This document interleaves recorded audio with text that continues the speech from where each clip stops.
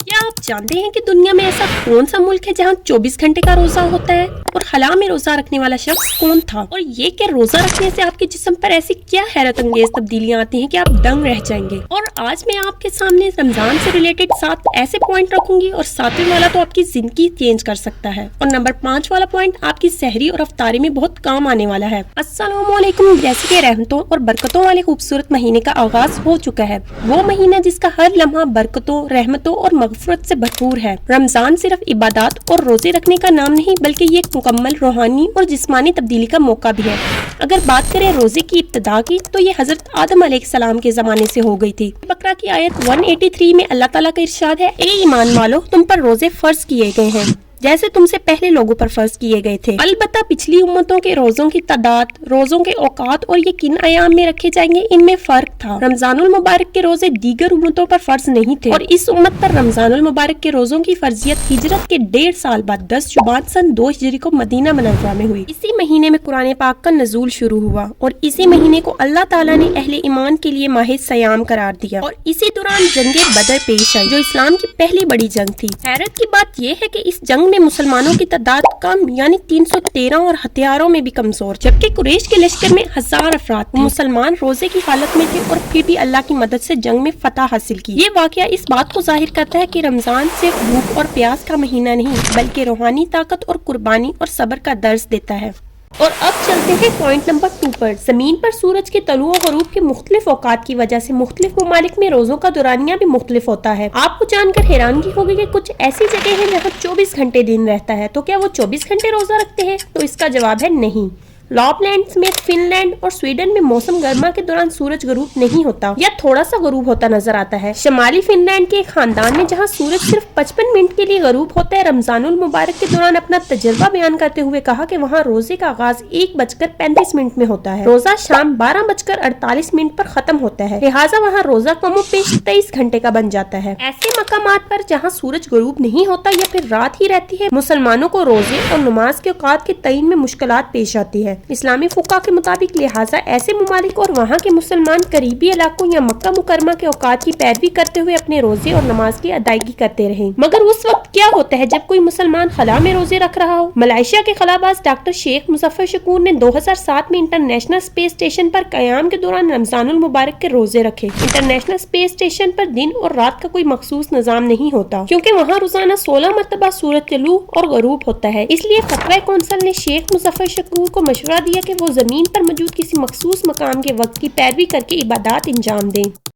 और अब तीसरे पॉइंट की तरफ बढ़ते हैं जो आपको मजीद हैरत अंगेज करेगा कि रोजा रखने का जिस्म पर क्या असर अंदाज होता है। जदीद साइंस भी मानती है कि रोजा जिस्म की मुरम्मत हीलिंग प्रोसेस को तेज करता है, जिल्द को बेहतर बनाता है और उम्र बढ़ने के असरात कम करता है। 2016 में जापानी साइंसदान ओसोमी योशिनोरी को ऑटोफेजी पर नोबेल इनाम मिला। ऑटोफेजी वो अमल है जिसमें सेल्स अपने खराब चीजों को रिसाइकल करते हैं, जिससे जिस्म डिटॉक्स यानी साफ हो जाता है, जिससे साबित होता है कि वक्फे वक्फे से भूख सेल्स की सफाई करती है। शुगर, ब्लड प्रेशर और कोलेस्ट्रॉल के मरीज अगर डॉक्टर के मशवरे से रोजा रखें तो उन्हें भी फवाइद मिल सकते हैं। यही वजह है कि आजकल के बहुत से लोग इंटरमिटेंट फास्टिंग को सेहत के लिए अपनाने लगे हैं। न सिर्फ रोजे से जिस्मानी फायदा होता है बल्कि ये रूह को भी निखारता है, जिससे तकवा पैदा होता है, सब्र और शुक्र जैसी खूबियां निखरती हैं। बात पर सुभान अल्लाह कहना तो बनता है। और इसी के साथ पॉइंट 4 की तरफ बढ़ते हैं जो रमजान की रौनकों को मजीद बढ़ाता है। जी हाँ, मैं बात कर रही हूँ सहरी और इफ्तारी की। किन ममालिक में इफ्तार के लिए क्या खाने पसंद किए जाते हैं, आप इसे जानने में जरूर दिलचस्पी महसूस करेंगे क्योंकि माह रमजान इबादत, सब्र, सखावत के साथ साथ खानदान और दोस्तों के साथ जुड़ने और मिलकर खाने और इज्तिमाई इबादत का भी जरिया बनता है। अगरचे खजूरों, फल और शरबत जैसे कुछ खाने हर जगह इफ्तार के दस्तरख्वान के लिए लाजमी समझे जाते हैं, लेकिन हर मुल्क के कुछ अपने रिवायती खाने होते हैं। मिस्र में महशी और कुलअनब यानी अंगूर की बेल के पत्ते, चावल, गोश्त और मसालों से भरे होते हैं। तारी में ये डिश वहाँ पसंद की जाती है। इराक में तबसी बाजनजान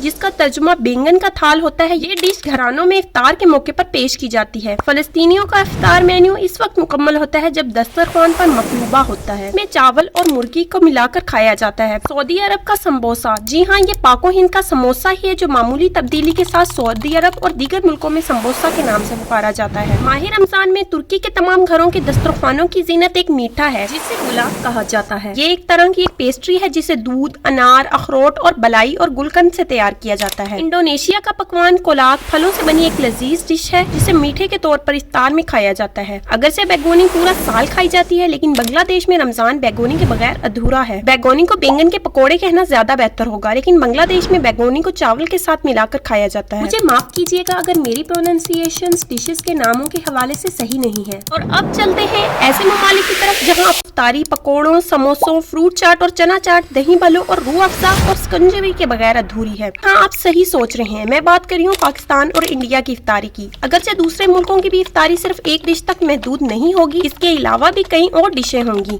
अगरचे बात हो रही है इफ्तारी की डिशों की, तो क्यों ना बात की जाए 5वें पॉइंट इन्हीं इफ्तारी की डिशों की जबरदस्त टिप्स की, जो आपके बहुत काम आएंगी। और अगर आप कोई गलती कर रहे हैं तो वो भी दोबारा नहीं दोहराएंगे। टिप नंबर 1, पकौड़ों का बैटर बनाने से पहले बेसन में 1 चम्मच चावल का आटा या कॉर्नफ्लोर मिलाने से वो ज्यादा क्रिस्पी बनते हैं। टिप नंबर 2, समोसे या रोल फ्राई करने के बाद फौरन टिश्यू पेपर पर रखने से वो नरम हो सकते हैं। इन्हें वाइप पर रखें ताकि वो खस्ता रहें। टिप नंबर 3, दही बड़ों के बैटर को फेंटने के बाद कम से कम 30 मिनट तक छोड़ दें और तलने से पहले 1 चुटकी बेकिंग सोडा डाल दें, इससे दही बड़े ज्यादा नरम और हल्के बनेंगे। टिप नंबर 4, अगर फ्रूट चाट में पहले से नमक डाल दिया जाए तो फल जल्दी ही पानी छोड़ देते हैं और नरम हो जाते हैं, इसलिए खाने से फौरन पहले नमक डालें। और अब क्यों ना सहरी की कुछ कारआमद टिप्स के बारे में बात की जाए। टिप नंबर 5, आप में से काफी लोग सोचते होंगे कि पराठा खाने के बाद प्यास क्यों ज्यादा लगती है। पराठा बहुत चिकनाहट वाला होता है, इसलिए दिन भर प्यास लग सकती है, पर रुकें, इसलिए घी या तेल की मिकदार कम रखें और आटे में थोड़ा सा दही मिलाएं, इससे पराठा नरम और हल्का बनेगा। टिप नंबर 6, दही देर तक हाजमे में रहता है, इसलिए सहरी में दही खाने से पेट ज्यादा देर तक भरा रहता है। टिप नंबर 7, सहरी में चावल या रोटी खाना कौन सा बेहतर रहता है। चावल रोटी के मुकाबले में जल्द हजम हो जाते हैं, इसलिए अगर आपको दिन भर ज्यादा भूख लगती है तो सहरी में रोटी बेहतर है, लेकिन अगर हल्का खाना चाहते हैं तो चावल बेहतर है। इसी के साथ हमारी 7 टिप्स खत्म होती हैं। आप कमेंट्स में बताएं कि आपके लिए कौन सी टिप नई थी और आप इसे आजमाना चाहेंगे।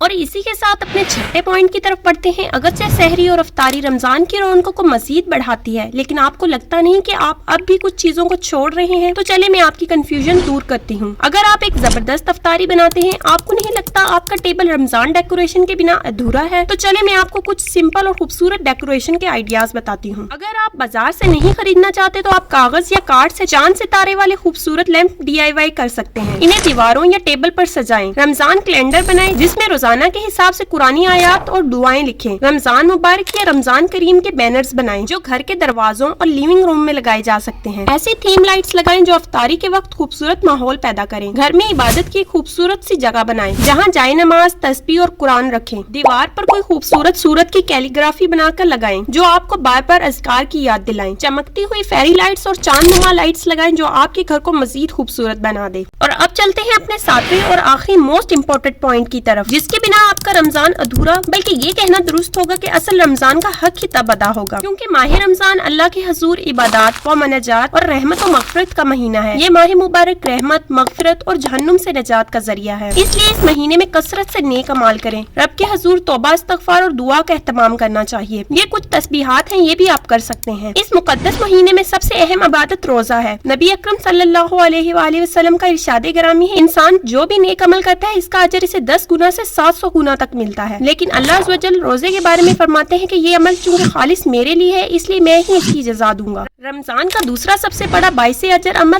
क़ियामुल लैल है। क़ियामुल लैल का मतलब रातों में अल्लाह की इबादत करना है।